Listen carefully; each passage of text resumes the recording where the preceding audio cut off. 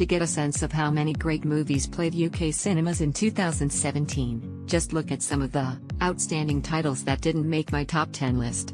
From Park Chan-wook's The Handmaiden, brilliantly adapted from Sarah Waters' novel, Fingersmith, to Anoka Suwejikkornfong's dazzling By the Time It Gets Dark, Paul Verhoeven's Al featuring an Oscar-nominated Isabelle Huppert and Kleber Mendonça Filho's Aquarius with Sonia Braga in breathtaking form, there was a dizzying array of delights on offer.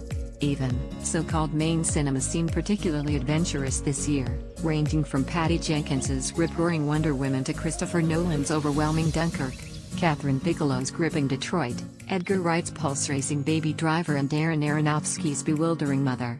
Homegrown triumphs included William Oldroyd's Lady Macbeth, which made a star of Florence Pugh, and Francis Lee's passionate God's Own Country, while Zambian-born Welsh Rangano Nyoni emerged as a major new talent with the uncategorizable I Am Not a Witch.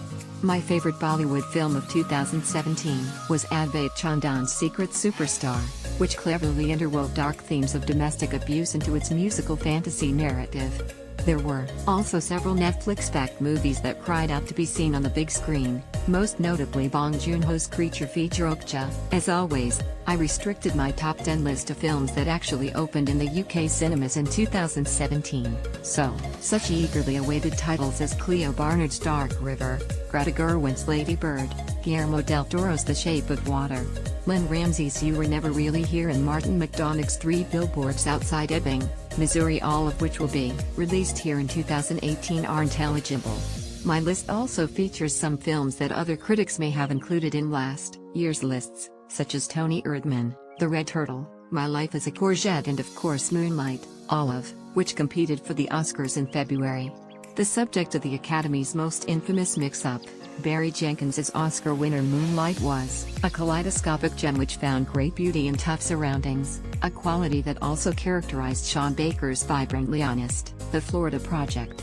In my review of Moonlight in February, I wrote, I doubt I will see a better film this year. But then I hadn't reckoned on Raw, the flesh-ripping French-Belgian debut from writer-director Julia Ducournau. Using cannibalism to tell an intimate story of growing pains and sibling rivalry, Raw is an astonishingly assured work from a filmmaker whose unique vision is etched into every frame, straddling humor, heartbreak and horror with ease. The year has proved particularly strong for horror, with Andy Muschietti's It becoming a record-breaking box office hit, while Trey Edward Schultz's It Comes at Night got under the skin of these paranoid times. And then there was Jordan Peele's Get Out, a brilliant socio-political chiller which provided a roller coaster ride into the dark heart of so-called past-racial America, aided by a superb cast led by the versatile British actor Daniel Kaluuya. From the hand-drawn beauty of Mikhail Dudakowic's The Red Turtle to the stop-motion wonder of My Life as a Courgette, a variety of animation formats continued to thrive, coexisting with the computer graphics that were once predicted to wipe out more traditional techniques. Both these movies moved me to tears, offering some of the richest and most profound viewing experiences of the year. Good, too, to see Makoto Shinkai's Your Name, which featured in my top 10 last year back in UK cinemas in 2017.